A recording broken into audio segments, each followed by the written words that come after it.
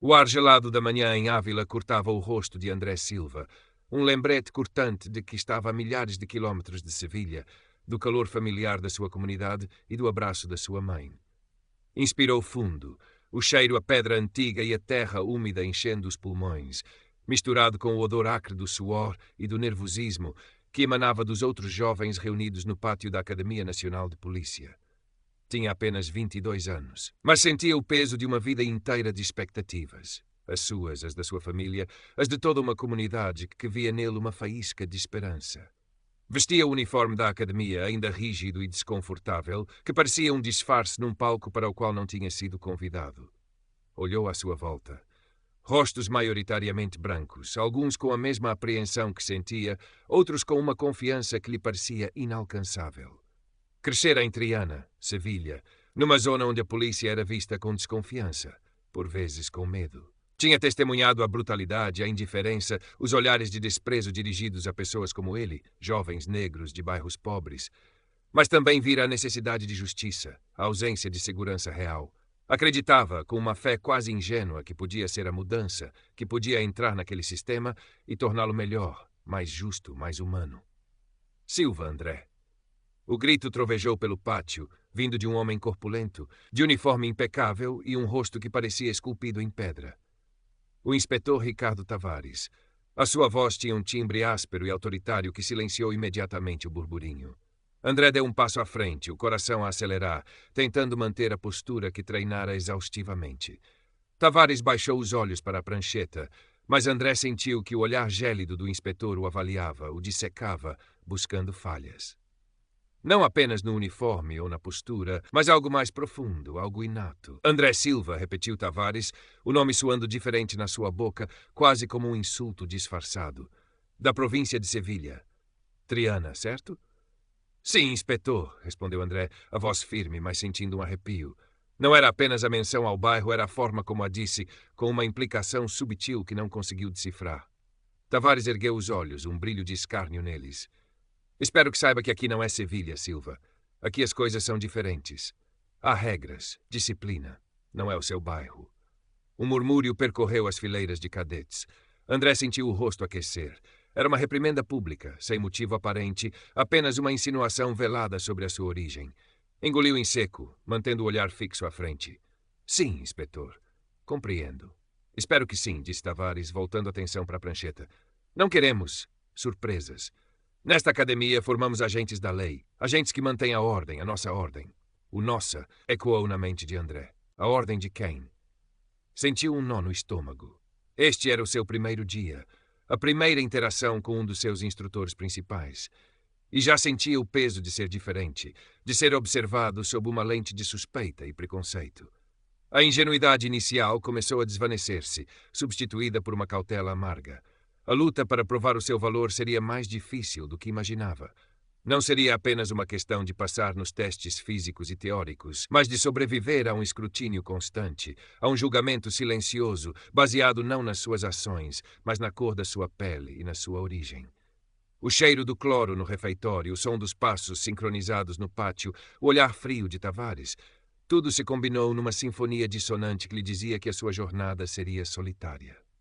Despertar antes do sol nascer, treinos físicos extenuantes, aulas teóricas sobre leis, procedimentos e ética, uma ética que parecia por vezes contradizer a realidade que André começava a observar. Os dias eram longos e cansativos, mas ele esforçava-se, determinado a não dar a Tavares qualquer motivo para o criticar abertamente. Era um dos melhores nas aulas, absorvendo as informações como uma esponja. Nos treinos, apesar de não ser o mais forte, compensava com agilidade e inteligência tática. Queria provar que o inspetor estava errado, que a sua origem e a cor da sua pele não definiam a sua capacidade de ser um bom agente. Mas Tavares parecia determinado a provar o contrário. As suas críticas eram sempre direcionadas a André, por vezes sutis, outras vezes abertamente humilhantes.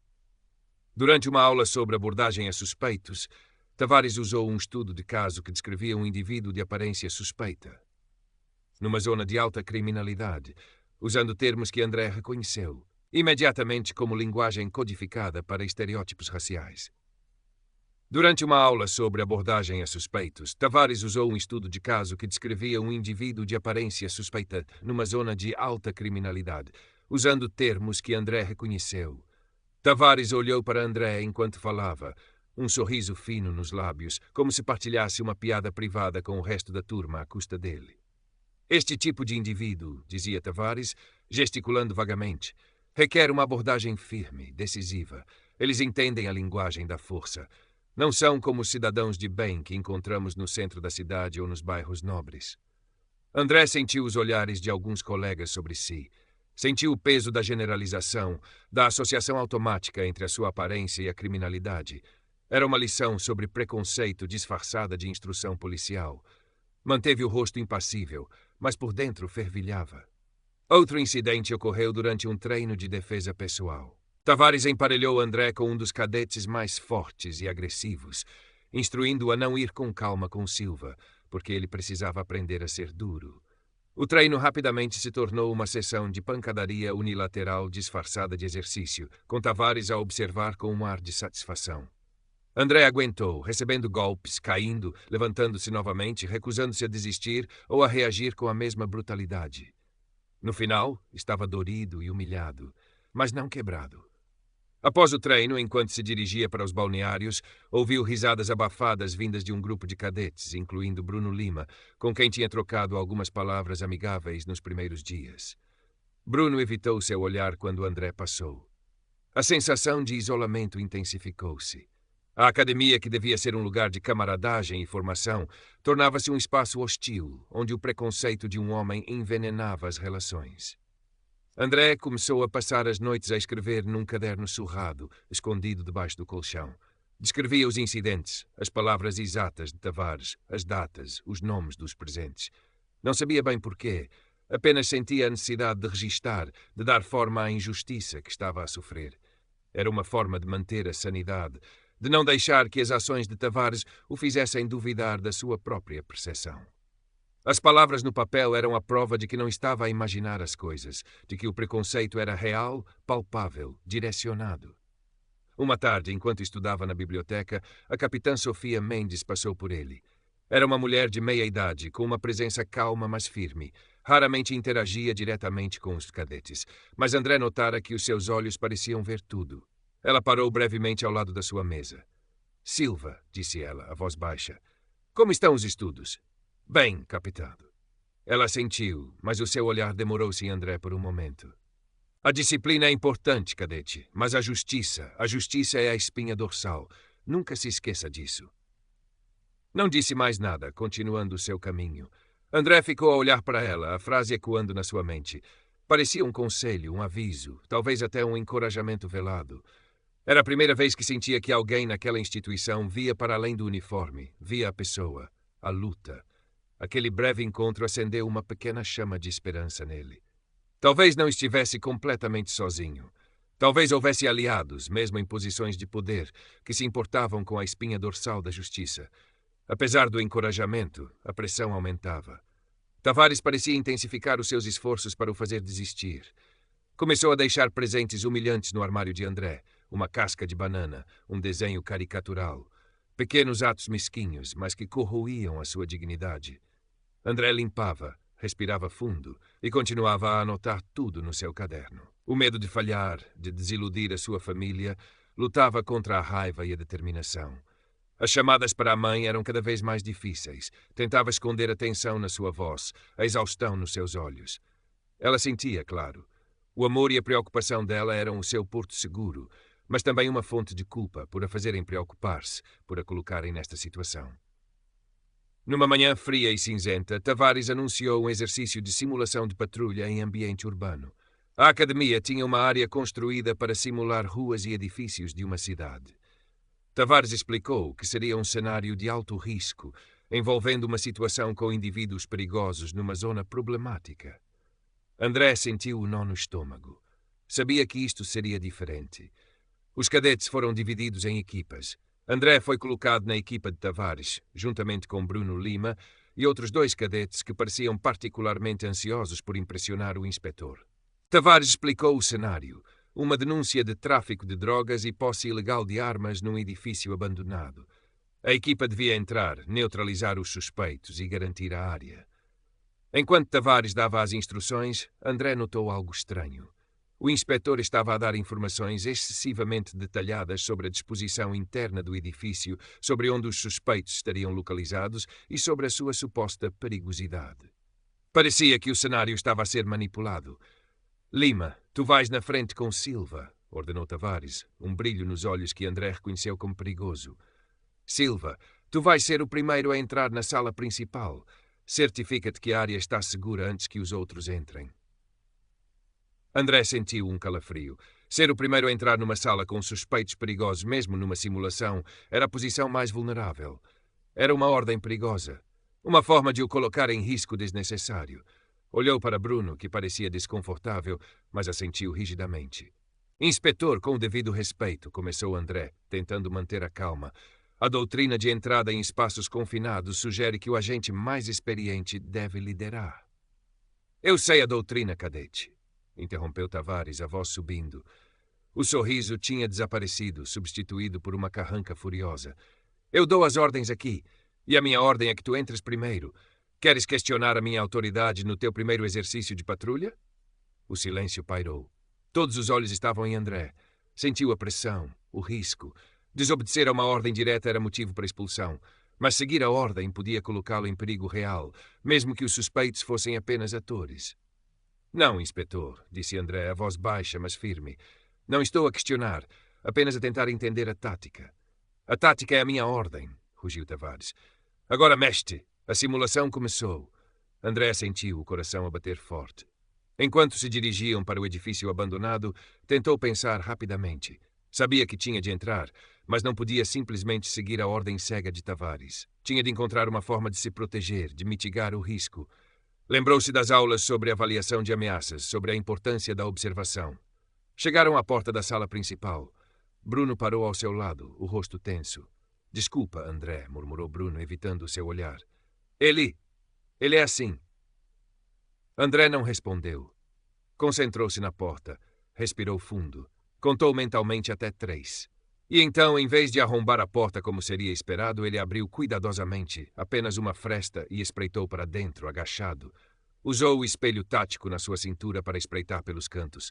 A sala estava escura. Havia 2 suspeitos sentados, desarmados, olhando para a porta com expressões de tédio. Não havia armas visíveis, nem sinais de perigo imediato, além da escuridão e da incerteza. Área avaliada, anunciou André, a voz alta para que Tavares ouvisse. Suspeitos visuais sem ameaça imediata aparente, procedendo com entrada cautelosa. Entrou na sala lentamente, mantendo a arma apontada, mas sem a agressividade que Tavares parecia esperar. Bruno e os outros entraram atrás dele, parecendo aliviados.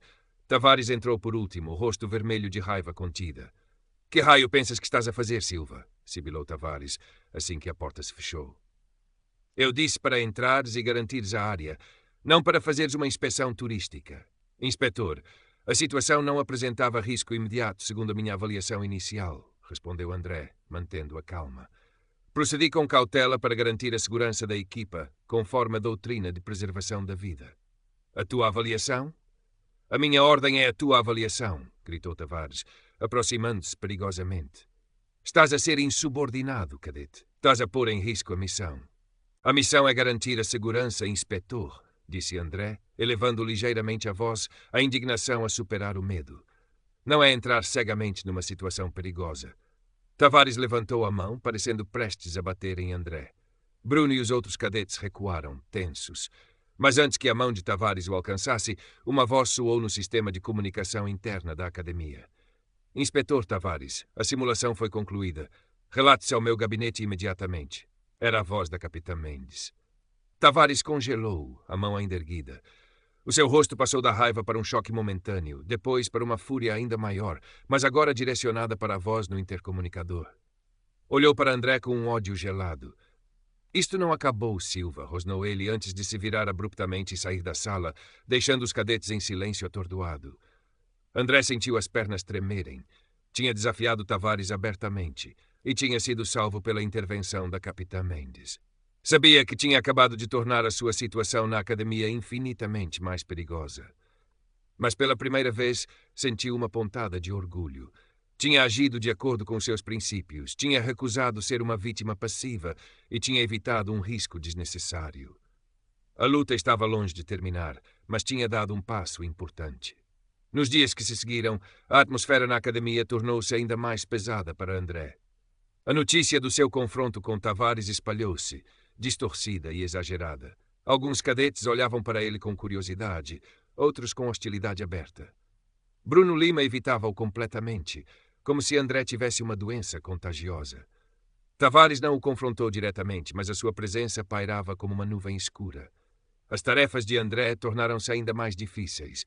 Os seus erros, mesmo os mais pequenos, eram magnificados e usados como exemplo negativo nas aulas. Sentia-se sob um microscópio constante, cada movimento seu observado e julgado. Apesar da pressão, André não cedeu. O incidente na simulação reforçara a sua determinação. Tinha visto o quão longe Tavares estava disposto a ir, a sua crueldade disfarçada de disciplina, e tinha visto que podia resistir, que podia pensar por si mesmo e agir de acordo com o que acreditava ser certo. Continuou a escrever no seu caderno, os registros tornando-se mais detalhados, mais incisivos. Começou a pensar não apenas em documentar para si mesmo, mas em documentar para usar. Uma tarde recebeu um bilhete discreto deixado no seu cacifo. Era da Capitã Mendes. Pedia para que a encontrasse no final do dia, perto do campo de tiro desativado, um local isolado da academia. André sentiu uma mistura de apreensão e esperança. Encontrou a Capitã Mendes ao crepúsculo. O ar estava frio e quieto, apenas o som distante do tráfego na estrada principal quebrava o silêncio. A Capitã Mendes estava de costas para ele, olhando para o horizonte. Virou-se quando ouviu os seus passos. "Obrigado por vir, Silva", disse ela, a voz calma. "Capitã, recebi o seu bilhete." Ela sentiu. Vi o que aconteceu na simulação. Não foi a primeira vez que o inspetor Tavares utilizou táticas questionáveis, especialmente com certos cadetes. O seu olhar fixou-se em André, e ele sentiu que ela via tudo o que ele tinha passado. A sua ação foi corajosa e correta. Agiu de acordo com a doutrina de preservação da vida. Parabéns. As palavras dela foram um bálsamo para André. Era a primeira validação que recebia dentro da academia, a primeira vez que alguém reconhecia a sua integridade e a injustiça que estava a sofrer. "Obrigado, capitã", disse ele, a voz embargada. "Não se iluda, cadete", continuou ela, o tom tornando-se mais sério. "O inspetor Tavares tem muitos anos de casa, muitos contactos, muitos que pensam como ele ou que preferem não ver. Desafiá-lo abertamente não será fácil, ele não vai esquecer." "Eu sei, capitã. Mas eu não podia. Não podia simplesmente seguir uma ordem que me colocava em perigo e que parecia errada." A Capitã Mendes assentiu lentamente. "A sua integridade é a sua maior força, Silva, mas também o torna um alvo. Especialmente aqui. Esta instituição tem as suas sombras. Há muito tempo que tentamos trazer mais luz." Ela hesitou por um momento. "Ouvi dizer que tem andado a fazer anotações sobre os incidentes." André sentiu um arrepio. Como é que ela sabia? "Sim, capitã. Tenho." "Bom", disse ela, a voz mais baixa. "Continue a fazê-lo, seja detalhado. Datas, horas, testemunhas, palavras exatas, tudo." Ela olhou à volta como se temesse ser ouvida. Há canais oficiais para denúncias, claro, mas nem sempre são eficazes contra pessoas como Tavares. Por vezes é preciso mais, provas irrefutáveis e talvez apoio externo. "Apoio externo?", perguntou André. "A imprensa", respondeu ela, o olhar firme. "Organizações de direitos humanos. Eles têm o poder de forçar a instituição a agir quando os canais internos falham, mas só o farão se tiverem provas sólidas e se a história for convincente." André sentiu o peso das suas palavras. Ela estava a sugerir um caminho perigoso, um caminho que o colocaria em confronto direto não apenas com Tavares, mas com a própria instituição. "É um risco enorme, capitã", disse ele. "É. Mas às vezes, Silva, os riscos são necessários para lutar pelo que é certo, pela justiça que juramos proteger, pela justiça que você quer proteger." Ela deu um passo em direção a ele. "Não estou a dizer para o fazer. A decisão é sua. Mas estou a dizer que não está completamente sozinho e que as suas anotações podem ser mais importantes do que pensa." Ela entregou-lhe um pequeno cartão sem identificação. Um contacto, uma pessoa de confiança. "Se um dia sentir que chegou a hora e que tem o que precisa, use isto." André pegou no cartão, sentindo a textura fria. Olhou para a Capitã Mendes, os seus olhos expressando uma gratidão silenciosa. "Obrigado, capitã. Muito obrigado." Ela deu um leve sorriso, um raro vislumbre de calor no seu rosto sério. Continue forte, Silva. Continue a ser o agente que esta instituição precisa de ser, mesmo que alguns não o queiram. Com isso, ela afastou-se na escuridão crescente, deixando André sozinho com os seus pensamentos, o cartão na mão e o peso de uma decisão monumental nos ombros. Sabia que a sua luta tinha acabado de ganhar uma nova dimensão. Não era apenas sobre sobreviver, mas sobre expor a verdade e lutar por uma mudança real. As semanas seguintes foram um jogo de gato e rato. Tavares continuava a sua campanha de assédio, mas André estava mais preparado. Usava um pequeno gravador no telemóvel para registar conversas, tirava fotografias discretas dos presentes no seu cacifo, continuava a preencher o seu caderno com detalhes minuciosos. Cada incidente, cada comentário, cada olhar de desprezo era uma peça no puzzle que estava a montar. Sentia-se como um detetive na sua própria vida, investigando o crime do preconceito institucional. Bruno Lima tornou-se uma figura complexa nesta dinâmica. Por vezes parecia evitar André por medo da associação com ele e com a ira de Tavares. Noutras demonstrava uma relutância visível em participar nas ações contra André ou oferecia uma pequena ajuda disfarçada. Uma informação sobre um exercício, um aviso velado sobre o humor de Tavares. André via a luta interna de Bruno, o seu desejo de se encaixar e progredir, versus uma consciência que ainda não estava completamente adormecida. Era um lembrete de como o sistema podia corromper, forçando as pessoas a comprometerem os seus valores para sobreviver. O clímax chegou durante a avaliação final de campo. Um exercício que simulava uma operação policial completa em ambiente real, embora controlado. A avaliação era crucial para a formatura. Tavares era um dos instrutores principais responsáveis pela avaliação de André e da sua equipa. O cenário era uma operação numa zona portuária de Sevilha, uma área que André conhecia bem da sua infância. A equipa de André foi designada para uma área específica, com instruções claras de Tavares. No entanto, enquanto se preparavam para a operação simulada, André ouviu Tavares a dar instruções diferentes e perigosas. A outra equipa, instruções que os levariam diretamente para uma emboscada simulada, onde suspeitos, atores, estariam armados e prontos para reagir agressivamente.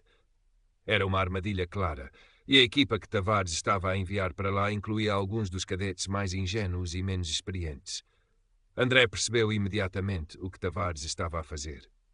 Não era apenas assédio contra ele. Era uma sabotagem perigosa que podia resultar em ferimentos graves para outros cadetes, tudo para provar um ponto, para demonstrar a sua autoridade e talvez para se livrar de cadetes que não se encaixavam no seu molde. O ódio de Tavares não se limitava a André, estendia-se a qualquer um que ele considerasse indesejável na corporação. O tempo estava a esgotar-se. A outra equipa estava prestes a entrar na zona perigosa. André tinha de agir. Não podia deixar que outros cadetes se machucassem por causa da maldade de Tavares. Olhou para Bruno, que também parecia ter percebido a gravidade da situação, o rosto pálido. Bruno evitou o olhar de André. André tomou uma decisão instantânea. Não havia tempo para pensar nos riscos, na sua formatura, em nada. A justiça, a espinha dorsal de que a Capitã Mendes falara, exigia ação. «Inspetor Tavares!» gritou André, a voz alta e clara, chamando a atenção de todos nas proximidades, incluindo outros instrutores e observadores. As instruções dadas à equipa Delta são incorretas e colocam os cadetes em perigo desnecessário. A Zona C não foi desativada como área de alto risco. Tavares virou-se para André, o rosto uma máscara de fúria assassina. «Silva, que raio estás a fazer? Estás a interferir na operação? Estás expulso!» «Não estou a interferir. Estou a corrigir uma falha de segurança», retorca André, dando um passo à frente. Sabia que estava a queimar todas as pontes, mas não se importava. As suas instruções são uma armadilha, inspetor. Está a colocar os cadetes em risco. Outros instrutores e observadores aproximaram-se, confusos e alarmados com a altercação. A equipa Delta parou, incerta. «Estás a mentir, Silva», gritou Tavares, a voz falhando de raiva. «Estás a tentar sabotar a minha avaliação. Estás acabado nesta academia». «Tenho provas, inspetor», disse André, sentindo o telemóvel no bolso. «Tenho registros das suas instruções, das suas ações, do seu assédio constante desde o primeiro dia. Tenho testemunhas». Olhou para Bruno, que agora parecia em pânico absoluto. «Bruno, tu ouviste, tu viste». Bruno Lima, sob o olhar de todos, hesitou. Olhou para Tavares, depois para André, depois para os outros instrutores. A luta interna no seu rosto era palpável. Finalmente, com a voz trêmula, murmurou. Ele disse sim. As instruções eram diferentes. Eram perigosas. A confissão de Bruno, por mais hesitante que fosse, foi o ponto de viragem. Tavares ficou lívido, mas o seu poder começava a desmoronar-se sob o peso das acusações públicas e da confirmação inesperada de uma testemunha. A capitã Mendes, que estava a observar a avaliação de longe, aproximou-se rapidamente, a expressão séria. Inspetor Tavares, cadete Silva, disse ela, a voz firme e controlada. Esta situação é inaceitável. A avaliação está suspensa. Cadete Silva, apresente-se ao meu gabinete imediatamente. Inspetor Tavares, aguarde instruções. Tavares olhou para André com um ódio puro, mas a presença da capitã Mendes e dos outros observadores impediu-o de reagir fisicamente. André sentiu um misto de exaustão e alívio. Tinha feito o que tinha de fazer. Tinha falado. No gabinete da capitã Mendes, André contou tudo. Mostrou o caderno, as fotografias, os áudios, embora alguns fossem pouco claros devido à má qualidade da gravação.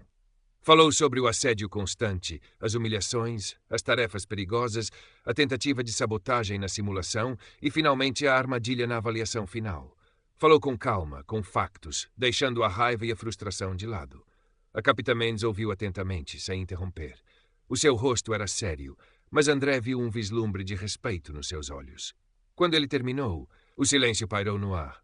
É grave, Silva, disse ela finalmente. Muito grave. Não é apenas assédio.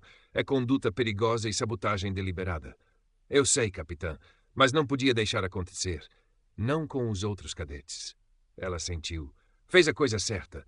Mas, como eu disse, Tavares tem contactos, anos de lealdades construídas no silêncio. Não será uma luta fácil. O que vai acontecer agora? Perguntou André. Será aberta uma investigação formal, respondeu ela. As suas provas serão analisadas. Tavares será interrogado. Outros cadetes, incluindo Lima, serão chamados a depor. Ela hesitou. A coragem de Bruno em falar fez toda a diferença, Silva. Sem ele, seria a sua palavra contra a de Tavares e dos seus apoiantes. André pensou em Bruno. Talvez houvesse esperança para ele também. A investigação não será rápida, continuou a capitã Mendes. Haverá pressão para abafar o caso, para proteger a imagem da instituição. Mas com as suas provas e o testemunho de Lima, será difícil ignorar completamente. O futuro de André na academia e na polícia era incerto. A investigação podia durar meses e o resultado era imprevisível. Mesmo que Tavares enfrentasse consequências, André sabia que se tornaria uma figura controversa, talvez até um pária para muitos dentro da corporação. A sua luta pela justiça tinha um preço alto. Nos dias que se seguiram, a academia foi palco de um burburinho contido. Tavares foi afastado temporariamente enquanto a investigação decorria. O seu gabinete foi selado. Alguns cadetes falavam sobre o incidente em sussurros, divididos entre a lealdade a Tavares e o choque com as acusações.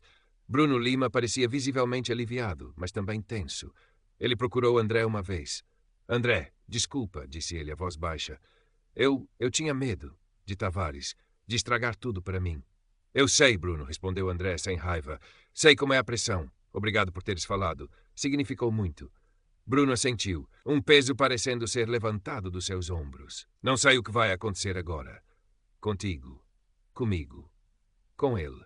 Ninguém sabe, disse André, mas pelo menos a verdade começou a vir à tona. A investigação arrastou-se. Rumores circulavam. Parecia que Tavares tinha, de facto, uma rede de contactos e apoiantes que tentavam minimizar o incidente. Mas as provas de André e o testemunho de Bruno eram difíceis de refutar. A capitã Mendes parecia determinada a garantir que a investigação fosse levada a sério, enfrentando a sua própria resistência interna.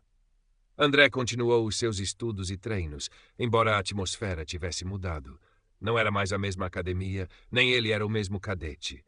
O idealismo ingênuo tinha sido substituído por uma resiliência forjada na adversidade. O medo ainda estava lá, mas agora estava misturado com uma determinação calma e um senso de propósito. As notícias da investigação começaram a chegar à imprensa local em Sevilha, alimentadas talvez por fontes anônimas. Talvez o contacto da capitã Mendes, talvez outros.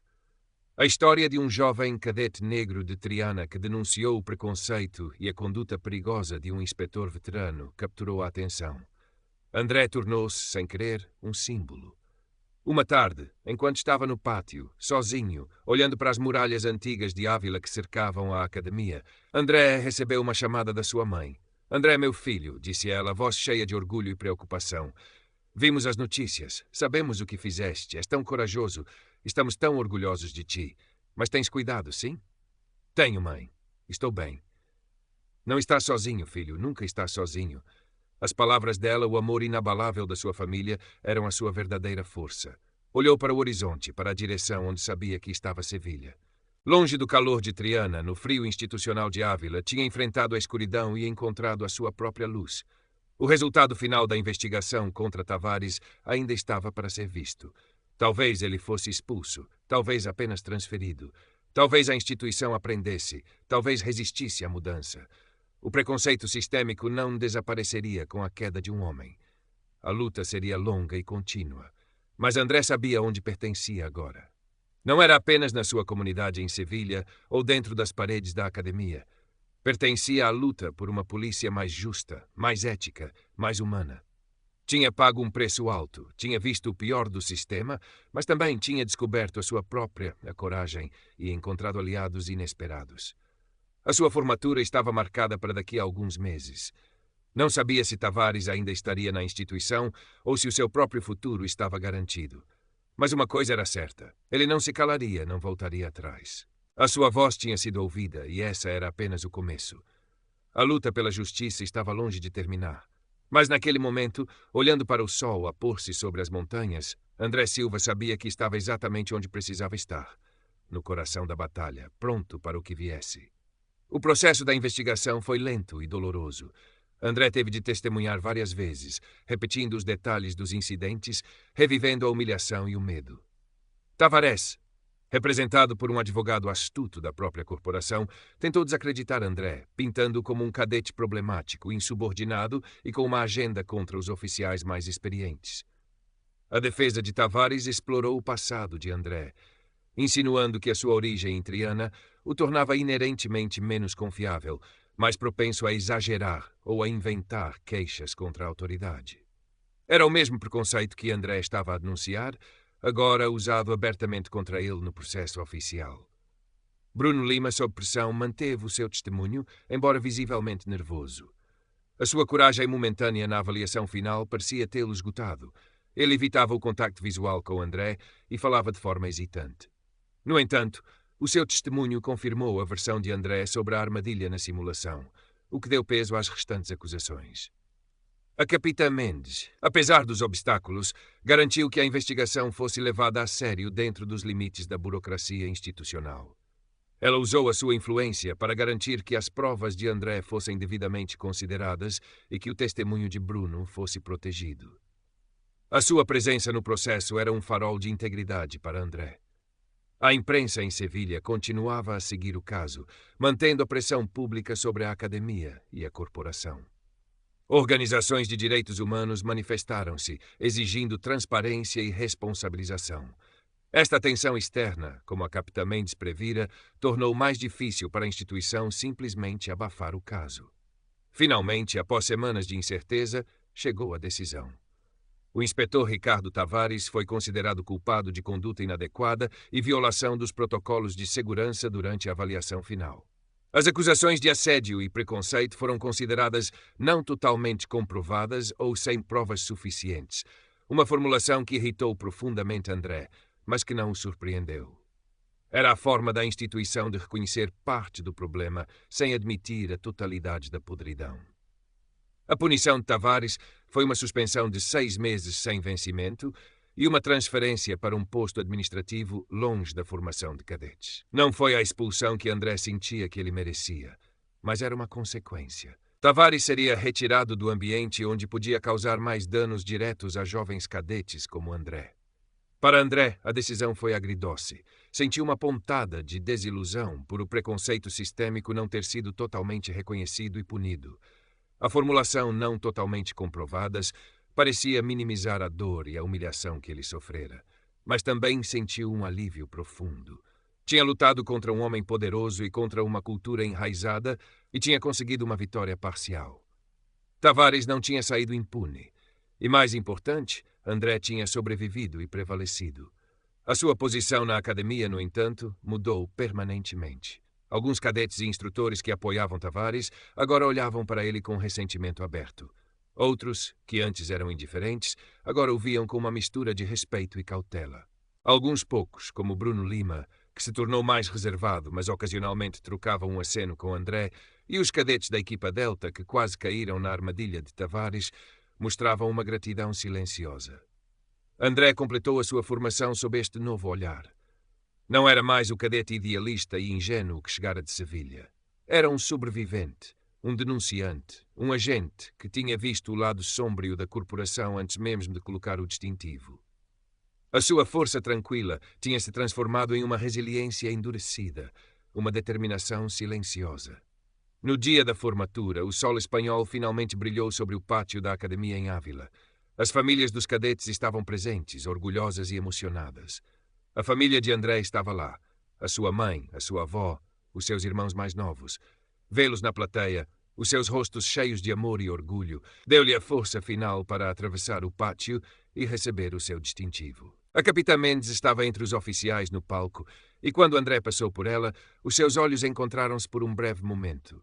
Ela deu-lhe um pequeno sorriso, um aceno quase imperceptível, que valeu mais para André do que todos os discursos oficiais. André Silva era agora um agente da Polícia Nacional. A sua primeira colocação seria em Madrid, longe de Sevilha e de Ávila, uma nova cidade, um novo começo. Mas ele sabia que a luta que começara na academia não terminaria ali. O preconceito sistêmico era um problema nacional, presente em todas as esquadras, em todas as interações entre a polícia e as comunidades minoritárias. Enquanto se despedia da sua família, abraçando a sua mãe com força, sentiu o peso do distintivo no bolso do seu novo uniforme. Não era apenas um símbolo de autoridade, mas um lembrete constante da responsabilidade que agora carregava. A responsabilidade de ser o agente que acreditava que a polícia devia ser.